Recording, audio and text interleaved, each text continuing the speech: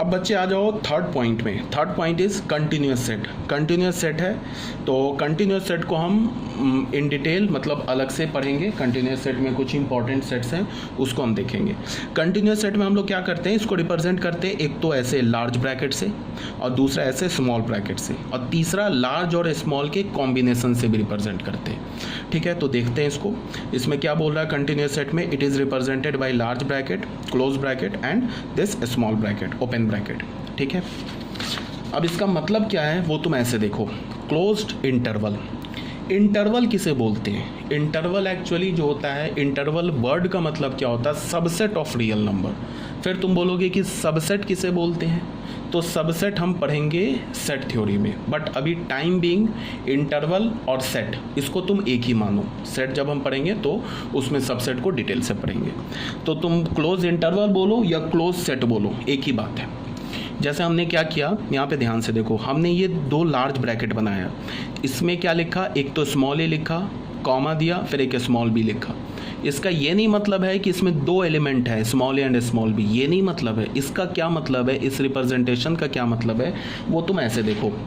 इसका अगर मैंने ऐसे लिखा ना बच्चे, देखो यहाँ पे अगर मैंने ऐसे लिखा, ऐसे ए और बी लिखा, तो इसका ये नहीं मतलब है कि this is a set containing two elements small and small b. अगर ऐसा सेट होता है जिसमें दो ही एलिमेंट है, स्मॉल एंड स्मॉल बी, तो उसको तो हम ऐसे लिखते ना, ऐसे लिखते ना।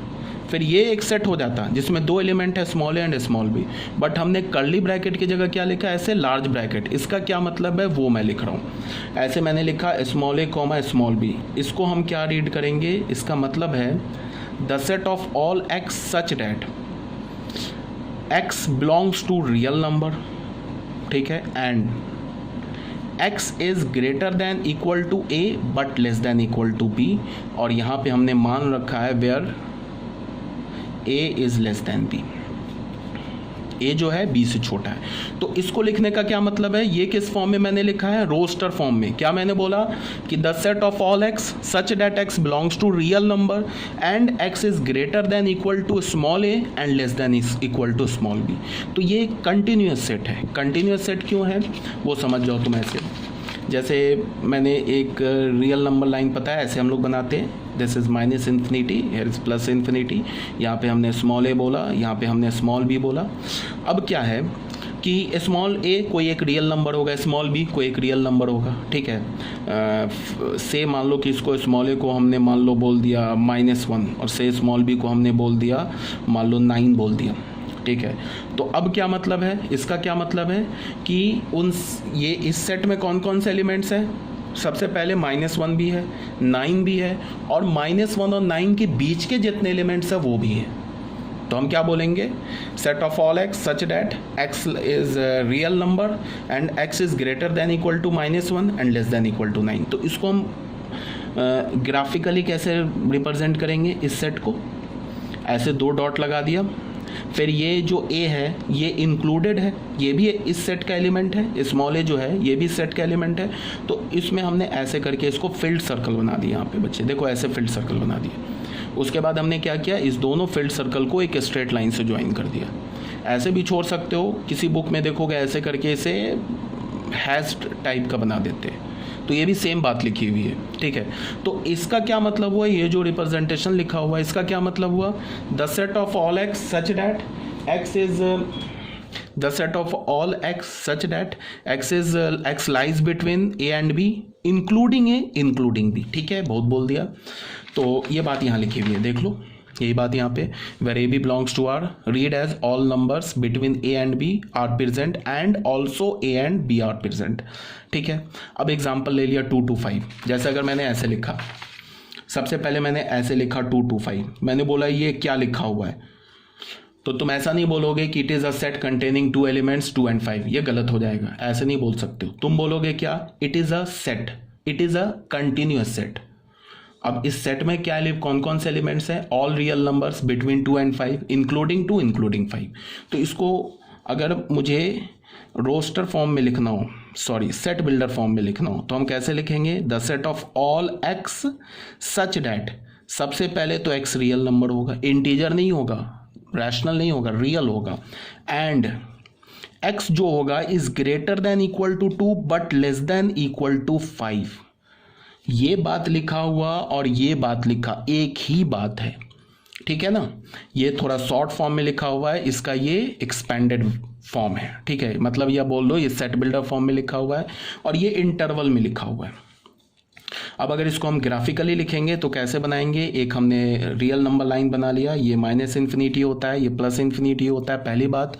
दूसरी बात कि माइनस इन्फिनिटी को कभी तुम यहाँ पे ऐसे डॉट करके माइनस इन्फिनिटी नहीं लिख सकते, गलत हो जाएगा। क्यों? बिकॉज माइनस इन्फिनिटी कोई नंबर नहीं है, ये एक इंट्यूशन है, ये एक सोच है। आ रही है बात समझ में? इन्फिनिटी कोई नंबर नहीं है। और हमने क्या पढ़ा है कि इस स्ट्रेट लाइन पे जितने भी पॉइंट्स हैं वो हर एक पॉइंट एक रियल नंबर को रिप्रेजेंट करता है। तो अगर तुमने ये पॉइंट बना के यहाँ पे माइनस इन्फिनिटी लिख दिया तो इसका तुम क्या मतलब बता रहे हो कि ये जो पॉइंट है ये माइनस इन्फिनिटी को रिप्रेजेंट करता है। और हमें पता है कि इस स्ट्रेट लाइन पे जितने भी पॉइंट्स है वो तो रियल नंबर को रिप्रेजेंट करता है। तो इसका क्या मतलब हो जाएगा कि minus infinity is a real number which is not true. Infinity minus infinity कुछ नहीं होता, बट ये एक सोच होती है कि हमने बोला नंबर बढ़ते जा रहा है, बढ़ते जा रहा है, कितना बढ़ा, तो हमने बोल दिया माइनस इन्फिनिटी हो गया, ये सॉरी प्लस इन्फिनिटी हो गया। तो प्लस इन्फिनिटी हो गया तो कोई अगर स्टूडेंट पूछेगा कि सर प्लस इन्फिनिटी हो गया तो बताओ कौन सा नंबर हुआ, तो अभी तक दुनिया में किसी ने भी प्लस इन्फिनिटी के बारे में नहीं बताया कि प्लस इन्फिनिटी जाके कौन सा नंबर होगा, ठीक है। या माइनस इन्फिनिटी कोई नंबर घट रहा है, घटते घटते कहाँ तक घट सकता है ये हमें नहीं पता है, इन्फिनिटी तक घट सकता है, ठीक है। तो ये बात समझ में आनी चाहिए। उसी तरह से हम यहाँ पे पॉइंट देके पॉजिटिव इन्फिनिटी नहीं लिखेंगे, इसीलिए मैंने माइनस इन्फिनिटी को यहाँ पे ऐसे नीचे लिखा है, प्लस इन्फिनिटी को यहाँ पे ऐसे नीचे लिखा है, सेपरेट लिखा है, इस रीजन से ऐसे नहीं लिखेंगे, ठीक है ना। ये बात आ रही है आपको समझ में। अब आ जाओ फिर इस पॉइंट पर, मैंने लिखा ना 2 से 5, तो 2 कहीं पे यहाँ पे होगा, 5 कहीं यहाँ पे होगा। तो इसको हम डायग्राम से कैसे रिप्रेजेंट करेंगे, 2 पर एक हमने फील्ड सर्कल बना लिया, 5 पर हमने एक फील्ड सर्कल ऐसे बना लिया और दोनों फील्ड सर्कल को ऐसे हमने ज्वाइन कर दिए, यहाँ पे एक हैश्ड लाइन ऐसे बना दी, ठीक है बच्चे। तो ये क्या हो गया, set of all real numbers between 2 and 5 including 2 including 5। इसी बात को हम यहाँ पे ऐसे लिख रहे हैं, ऐसे लिखो, ऐसे रिप्रेजेंट करो या ग्राफिकली ऐसे रिप्रेजेंट करो, एक ही बात है। ये बात आपको समझ में आनी चाहिए, ठीक है। तो ये हमारा हो गया क्या। अब जैसे एक एग्जांपल और देख लो आप, जैसे हम लोग एक एग्जांपल देख लेते हैं, जैसे -3, 2 ये लिखा हुआ है, ठीक है बच्चे, बी में लिखा हुआ हमारे पास -3, 2 ऐसे लिखा हुआ है।